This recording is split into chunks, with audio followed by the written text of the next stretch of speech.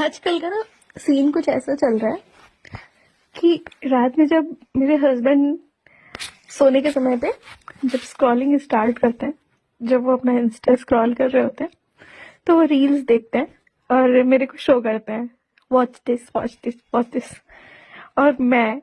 इतनी ज्यादा वेली हो चुकी हूँ, इतने ज्यादा खलीहर हो चुकी हूँ कि जैसे ही वो मेरे को कोई रील दिखाते हैं, आई एम लाइक, अरे ये तो मैंने सुबह ही देखी थी, अरे ये तो मैंने दिन में ही देख ली थी।